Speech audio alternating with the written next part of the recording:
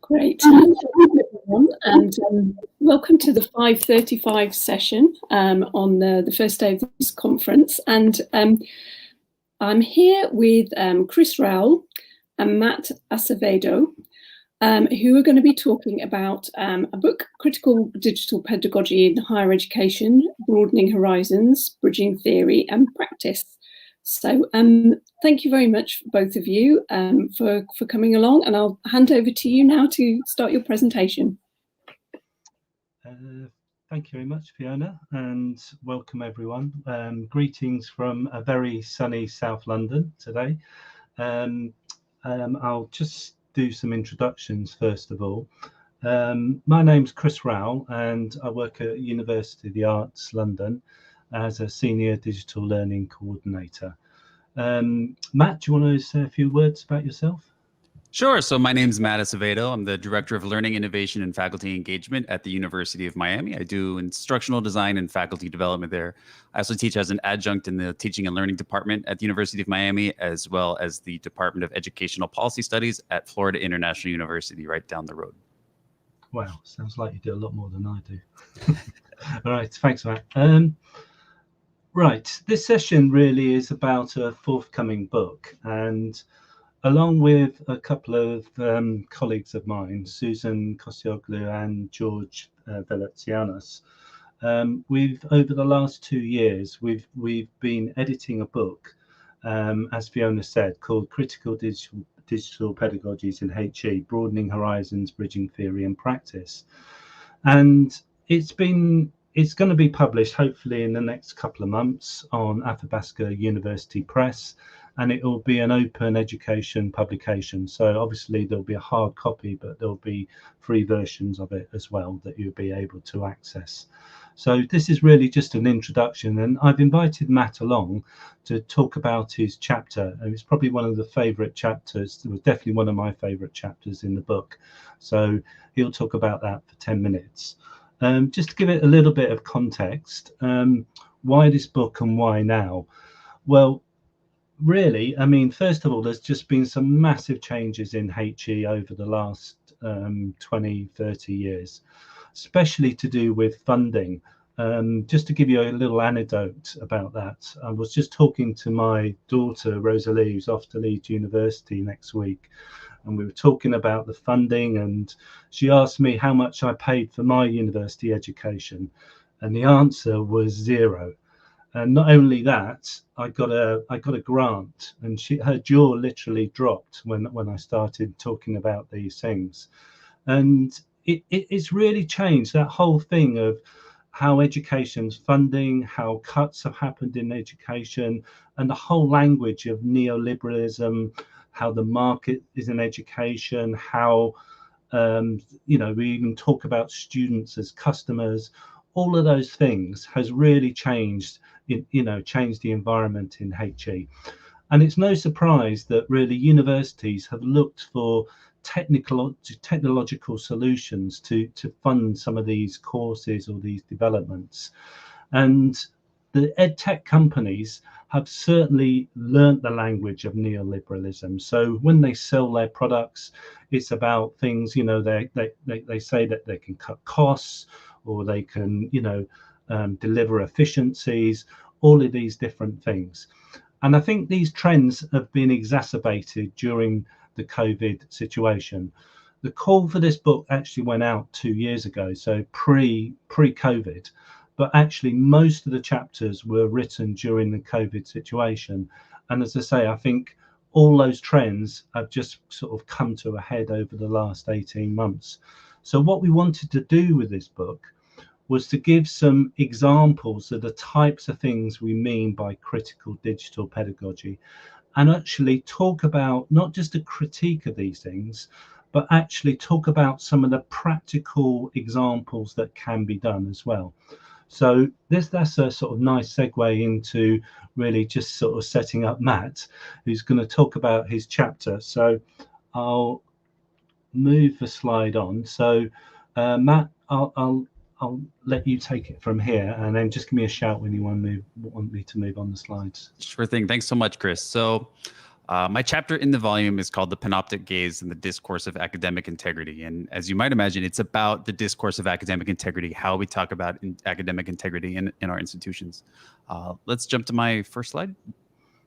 So academic integrity is generally used as a shorthand for responsibilizing students to act in ways that are expected by the institution. So essentially to exhibit obedience to authority, particularly in matters relating to assessment of learning. If we think of the word integrity as, quote, doing the right thing, academic integrity is code for students doing the right thing, but as narrowly defined by the institution. So cheating and plagiarism are sort of the two main rallying cries of academic integrity, and academic integrity signals the officially sanctioned role of students under these headings. This is almost always associated with things like high stakes assessments, such as exams. So the role of faculty members and of institutions within this discourse of academic integrity is pretty superficial. You know, despite the fact that we like to call professors academics, we don't really expect much of them in relation to academic integrity, other than putting measures in place for students to abide by the expectations, whether those measures are pedagogical or technological. One of these technological methods to enforce academic integrity is virtual proctoring, which is a form of test proctoring that uses students' webcams and microphones to surveil them while they take exams in their own homes. So some forms of virtual proctoring use artificial intelligence to analyze students' eye movements and other behaviors to calculate and quantify possible instances of cheating. In other forms, a live human proctor will watch a number of students simultaneously. So one of these companies is called ProctorU. Chris, can I have my next slide? So here's a photo of the ProctorU office as the proctoring staff surveils test takers. In the chapter, I compare this to the panopticon, which is an architectural model of a prison proposed by the philosopher Jeremy Bentham, in which the cells are arranged on the edges of a circular or semicircular structure facing inward toward a central guard tower. So next slide. So this is a photo of an actual panopticon. So in the guard tower in the middle, the overseer can watch any particular cell at any given moment, but the inmates can't tell when they're being watched. So the inmate is compelled at all times to act as though the guard is watching, whether the guard is actually watching or not. So the French philosopher Michel Foucault, in his book Discipline and Punish, very famously extended the logic of the panopticon to the power relations in contemporary society. And I think that very closely mirrors the relations between students and faculty members in this context. So the issue here, and one of the main takeaways of my chapter, is that the means that institutions and institutional agents like faculty members use to enforce academic integrity, whether it's virtual proctoring or plagiarism detection tools, these create the high stakes environments that drive students to feel the need to cheat. Next slide, please.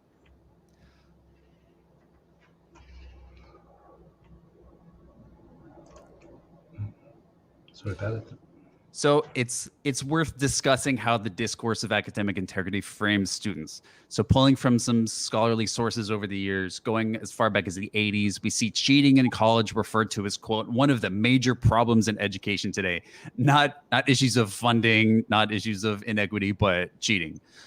We see it called an epidemic, with the underlying factors that prompt cheating, including student immaturity, lack of student commitment to their academics, and a, quote, neutralizing attitude that justifies their immoral actions to themselves and others.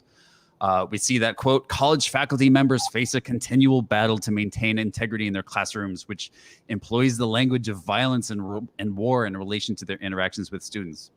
So essentially, this discourse positions academic integrity in relation and opposition to students' moral failings. And if you look at the college and university websites for academic integrity, their phrasing isn't really much better. So in the institutional and scholarly frames, students are considered the moral equivalent of criminals. And there's a sociological term for this, fundamental attribution error, which is the tendency for people to overemphasize dispositional or personality-based explanations for behaviors observed in others, while underemphasizing situational or environmental factors. So these statements that we see in the literature in relation to students cheating, I don't really think they're true. I feel funny even saying this, but I think students by and large go to college because they want to learn and they want to apply themselves. So back to Foucault and Discipline and Punish for a second, he argued that prisons themselves create the conditions that lead to the formation of criminal organizations, and they release inmates under conditions that leave them unable to find legitimate employment, thus recreating and perpetuating the criminal element. So in the chapter, I argue that the use of high stakes assessments and these invasive technologies in service of, quote, academic integrity are doing more to create environments that cause cheating than they do to address them. So you can add to this the precarious nature of paying for tuition, like Chris just mentioned, maintaining scholarships, building up student debt. I just don't think the underlying factors that cause students to cheat deserve a much substantive investigation, and one that doesn't necessarily start with pointing the fingers at students themselves. Next slide, please, Chris. So ultimately, I propose a reframing of how we discuss academic integrity. So again, if we think of the word integrity as meaning doing the right thing, then I propose that we invert the responsibilization for the creation of integrity and maintenance from students to us as teachers, administrators, faculty developers, and other institutional agents. So teaching faculty as the primary conduits of power and bearers of authority in academic environments should imagine how they might uphold academic integrity, should do the right thing in academic contexts by designing learning environments that do not cause the creation of cheaters. So if we're thinking in the context of critical digital pedagogy, I think we can consider a spectrum of uses of digital technologies. On one end, we have these panoptic technologies that surveil students and are designed intentionally to limit their behavior. And on the other hand, we have technologies that can expand what students do. There's so much more that our students can do with technology that allows them to be creators and collaborators and to express themselves. And I think these are the things that we should be leaning on more. Next slide, please. So I closed the chapter by discussing some techniques and technologies that I personally rely on as an educator and a practitioner to uphold how I consider academic integrity, which is trying to create positive and productive, meaningful learning environments for my students. One of these strategies is ungrading. So a couple years ago, I stopped issuing grades on assignments. Instead, I provide detailed narrative feedback on all assignments, noting areas of improvement. I invite resubmission on all work based on that feedback, but that's actually pretty rare. I think we know that grades themselves don't provide great feedback. They have a role in causing anxiety and feelings of competition. So instead, I provide input and constructive critique. I ask follow-up questions. I share my own experiences and perspectives, and really I try to start a conversation. At the end of every semester that I teach, the feedback about ungrading is really amazing. Lots of comments about how students felt they had a safe place to express themselves without fear of being wrong or getting a bad grade, and that's exactly what I want. Honoring a plurality of experience, to me, is acknowledging that students come to our classes with different backgrounds, different levels of expertise, different interests, different goals. So accordingly, we can't expect our students to get the same thing out of our classes. To me, honoring a plurality of experience means making space for students to choose their own paths. That might mean providing different options for students to demonstrate their learning. It might mean allowing opportunities for students to engage creatively, like multimedia production or fiction writing. And those who prefer to engage in more traditionally academic ways, like book reviews and position papers. All of these are things that I try to incorporate in my courses as options. So there's no particular way in my classes that I expect the topics and themes that we cover to resonate with my students. So there's no way I can expect them to demonstrate no single way I can expect them to demonstrate their engagement with these ideas. And within this, I include putting my rubrics in the trash so that students create their own expectations and express themselves in ways that they want to, as opposed to a sort of inhuman table of criteria. Embracing open-endedness. Life rarely has clear-cut answers in the way that a high-stakes multiple-choice exam makes it seem like it does. So in one of my classes, I assign an article called Race, Crime, and the Pool of Surplus Criminality, or Why the War on Drugs Was a War on Blacks, which extends Marx's theory of surplus labor to argue that Black Americans have been disproportionately in the war on drugs in the United States. And in a reflective writing prompt, I ask students to evaluate this argument. And this sort of evaluative thinking in relation to potentially divisive and controversial topics is a notable example of embracing open-endedness. And finally, enabling students as creators with a grounding in critical digital pedagogy. There are seemingly innumerable ways that digital technologies can facilitate creation, whether it's podcast-style audio projects, documentaries, narrative videos, interactive presentations, and websites, and so on. I feel that creative opportunities are also collaborative opportunities, and we can create meaningful opportunities for students to work together. So I go more detail into these sort of anti-academic integrity positions in the chapter. That's a sneak peek. I hope it's piqued your interest in the book, and I will turn it back over to Chris to share some more info about the volume. Thanks, Matt. That was excellent, especially like that slide, and especially like those discussions of the strategies and technologies. I just want to end by just sort of giving you a quick overview of what else is in the book. So I've just sort of very grouped, I can't, in just a couple of minutes, I can't go through every single chapter. So I've just grouped it around 4 themes. One of those themes is shared learning and trust. And that's where I put Matt's chapter. And I think the whole thing is based around, trusting the student, really. But along with that, we've got a chapter on how Maori culture is being transferred into the online environment. We've got another chapter from a lecturer at Goldsmiths who teaches music theory and has used grime, the genre of grime, to explode some myths about masculinity in music and music education. The second major theme that's sort of come out of the book is that of what I've called critical consciousness, which is a key thing in critical pedagogy. So again, in that section, we've got a chapter on minimal computing, and then something that was new to me, which I don't know, Matt, you might have come across in the States, something to do with digital redlining. And then finally, there's a chapter on how the language of sort of neoliberalism and how online courses are promoted, and the disjunction between that and maybe actually delivering those courses as well. So that was the second theme. The third theme is about change, and the third and fourth theme are sort of come together, really. So the fourth theme is on hope, but change is obviously key to digital pedagogy. So again, here we've got chapters on how technology can change the attainment gap. We have another chapter on how Black Twitter would, in the context of the Black Lives Matter, how that can be used in a classroom situation. And then a chapter from some academics in Zimbabwe using indigenous knowledge systems in Africa. And as I say, the final chapter is about hope.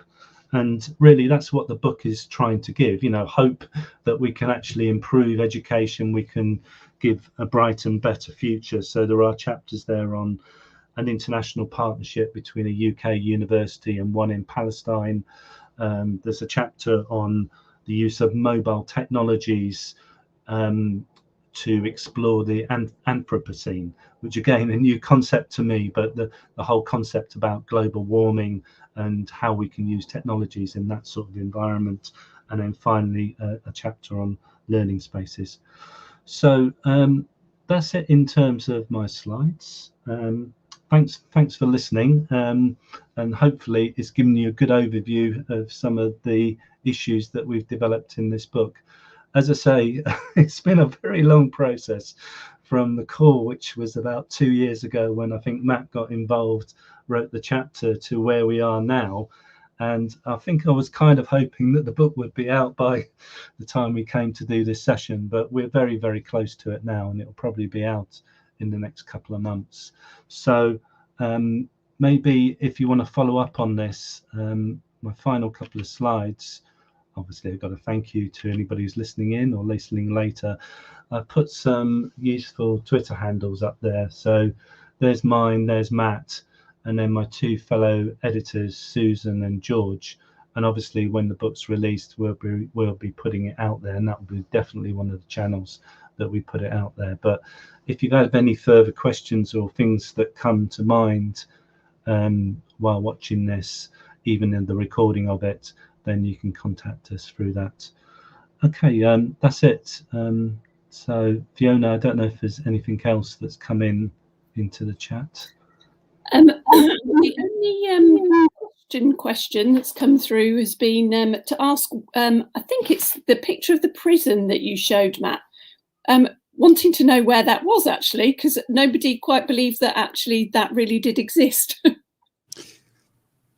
I'll be totally honest and say I don't know where that is. I know that some panopticons have been built. I know there were some trials in South America and some other places. So I can't say exactly where that particular photo was. I was just looking for illustrative photos to help my point there.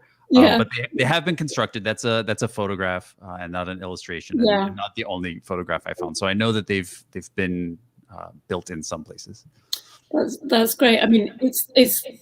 I might do a bit of a reverse image search on it to find where it's come from. But I think as quite a few of us might want to use those kind of images in our presentations. And I've got a question, for both of you really, around. You talked about this sort of, the role of the academic in being able to, kind of set up pedagogic situations which would reduce the need for proctoring software, for example. Where do you see the role of the learning technologist in that? And, given that, Matt, I don't know if you know, but we've also just kind of released our ethics framework for learning technologists. So, we're definitely moving into that area. So what are your thoughts on how a learning technologist would deal with that situation? So I think the way, at least in the States, I can't speak too much to the context in the UK, but in the United States, the role of learning technologist and associated roles like instructional designer and faculty developer work closely with faculty in the States to determine an assessment strategy for a given course. And I understand that teaching professors in the United States may have a wider degree of latitude in some cases than in the UK. So there's quite a bit of autonomy that faculty have. So I think it's about determining what the learning goals are, both from a sort of learning objective, learning outcome point, the skills and knowledge that you want students to leave with, but also sort of the affective domains. How do you want students to feel about their experience in the class? Do you want them to feel motivated and empowered, or do you want them to feel marginalized and criminalized? And I think that conversation can lead to discussing areas of potential regarding authentic assessment. I think someone in the comments mentioned something about authentic assessment. All of that has real overlaps with what I'm talking about. A high stakes multiple choice exam is not an authentic assessment. No one goes out in the quote unquote real world and takes multiple choice high stakes exams for a living. But we do engage in a particular kind of thinking in a post-collegiate environment, and trying to mirror that thinking as closely as possible in authentic contexts is much more meaningful and powerful, both from a learning and assessment perspective, but also an affective perspective.